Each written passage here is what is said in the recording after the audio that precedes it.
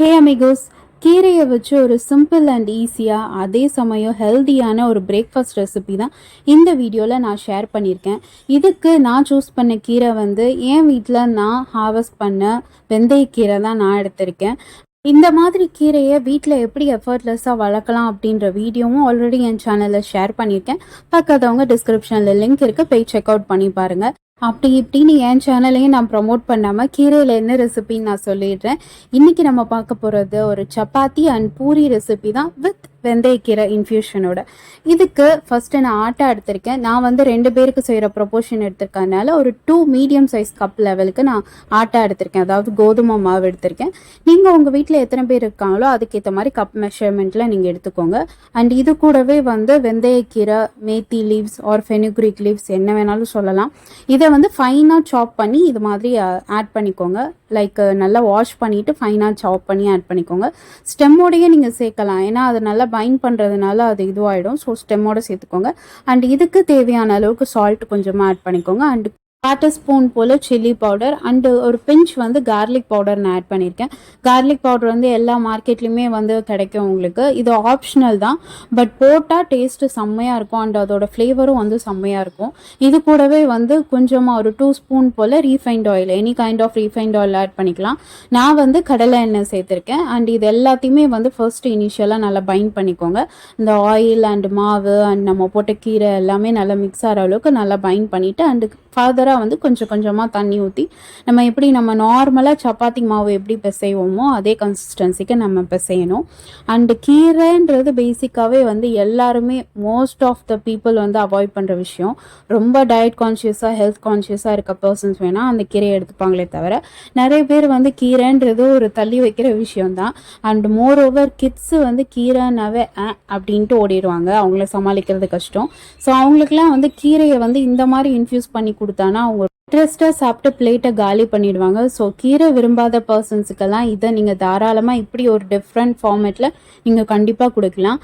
And வெந்தயக்கீரை தான் போடணுமா, அதுக்கு ஆப்ஷனலாக நான் வேறு கீரை ஏதாவது சப்ஸ்டியூட்டாக போடலாமான்னு கேட்பீங்க. பட் சப்பாத்தி மாவு மாதிரி கன்சிஸ்டன்சியில் கீரையை வந்து பிளெண்ட் பண்ணும்போது ஒரு கீரைக்கும் ஒரு டெக்ஸ்சர் இருக்குது. லைக் நீங்கள் பாலுக்கு கூட இதே மாதிரி ஆட் பண்ணலாம், பட் பாலுக்கெலாம் வந்து ஆட் பண்ணிங்கன்னா அதை கிரைண்ட் பண்ணி பேஸ்ட்டாக நீங்கள் எடுத்து ஆட் பண்ணணும்.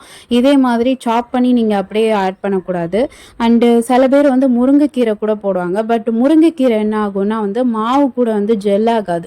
ஸோ நீங்கள் அதை வந்து ஃபைனலாக பைண்ட் பண்ணி அதை நீங்கள் டோஸ்ட் பண்ணாலும் சரி, இல்லை பூரியாக போட்டாலும் சரி, கீரை தனியாக வந்துடும், மாவு தனியாக வந்துடும். ஸோ அதனால் ஒரு கீரைக்கான டெக்ஸ்சருக்கு ஏற்ற மாதிரி தான் நம்ம இந்த மாதிரி சப்பாத்தியோ பூரியோ வந்து மாவு கூட மிக்ஸ் பண்ணி போட வேண்டியது வரும். உங்களுக்கு வேணால் நான் ஃபர்தராக கூட பாலக்கு கீரையை வச்சு நம்ம பண்ணுற ரெசிபியும் நான் உங்களுக்கு அப்லோட் பண்ணுறேன். இல்லை முருங்கைக்கீரையை கூட எப்படி வேறு சப்ஸ்டியூட்டில் நம்ம வந்து சப்பாத்தி மாவு கூட பிளெண்ட் பண்ணலாம் அப்படின்ற வீடியோ நான் ஃபர்தராக உங்களுக்கு ஷேர் பண்ணுறேன். இப்போது உங்களுக்கு வெந்தயக்கீரை கிடைச்சா, ஏங்க கிடைக்கிறது, வெந்தயக்கீரை நீங்களே வீட்டில் வளர்க்கலாங்க.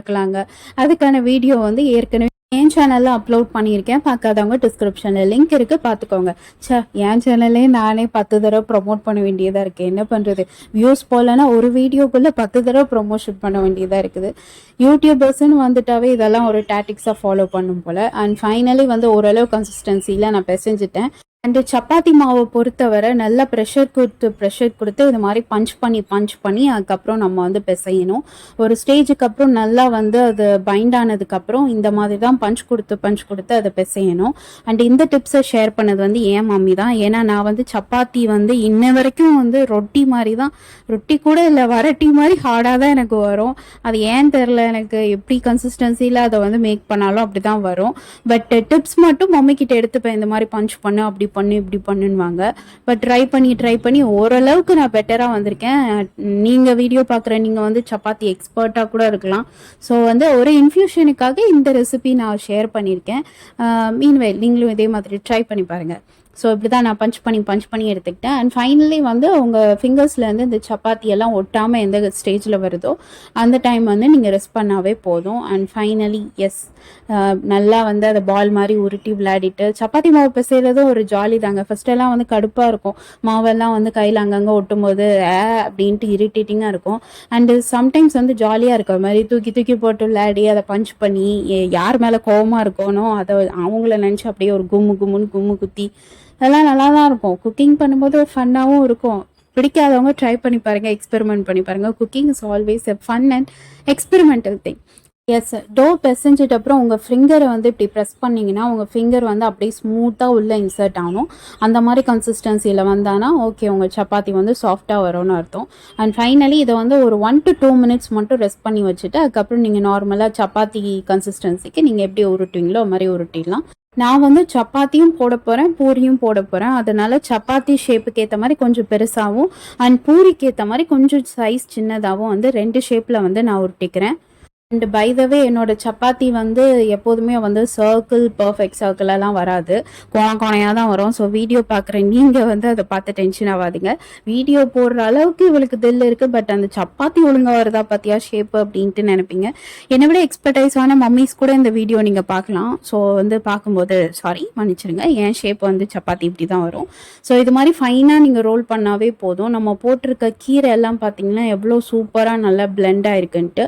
அண்டு உங்களுக்கு யோசனை வரலாம், கீரை வந்து ராவாக இருக்குமே, நம்ம சாட்டே கூட பண்ணாமல் அப்படியே சும்மா பச்சையாக பொடியாக போட்டிருக்கோமே, அப்போ கீரை வந்து பச்சையாக இருக்காதா சாப்பிடும்போது, அது செமிக்குமா, டைஜஸ்ட் ஆகுமா அப்படின்னு ஒரு தாட் இருக்கும். வெந்தயக்கீரை பொறுத்தவரை சீக்கிரமாகவே வந்து குக் ஆகிடும். அண்ட் மீன் டைம் நம்ம வந்து எப்படி தவாவில் போட்டோம்னாலும் டோஸ்ட் பண்ண போகிறோம். ஸோ அந்த ஹீட்லேயே வந்து அது குக் ஆகிடும்.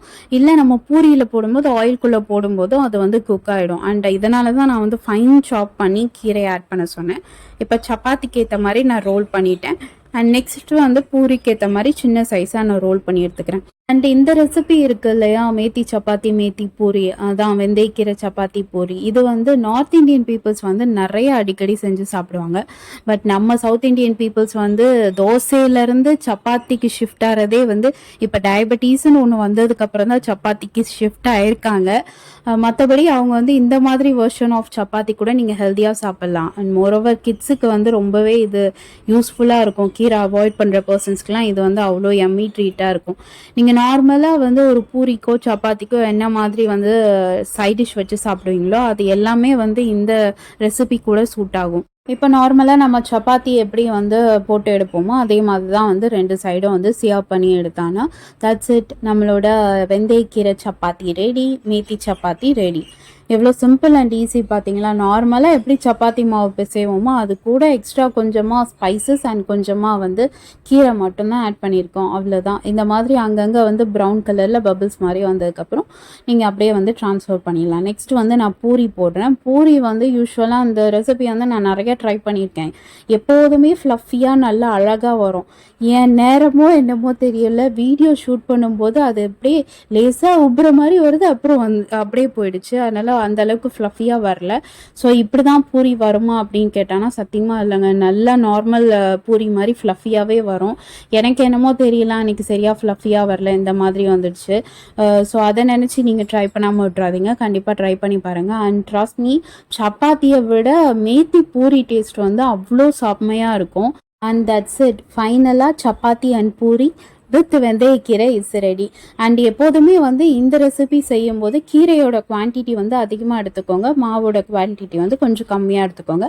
இந்த டிப்பை நான் வந்து வீடியோவில் சொல்ல மறந்துட்டேன், ஸோ ஃபாலோ பண்ணிக்கோங்க. இதே மாதிரி நிறைய இன்ட்ரெஸ்டிங்கான cooking videos and further more interesting வீடியோஸ்க்கு don't forget to like, share and subscribe my channel, and don't forget to press the bell icon for notification. Videos ஃபுல்லாக இருந்தால் காமெண்ட் பண்ணுங்கள். See you back soon in the next video. Bye.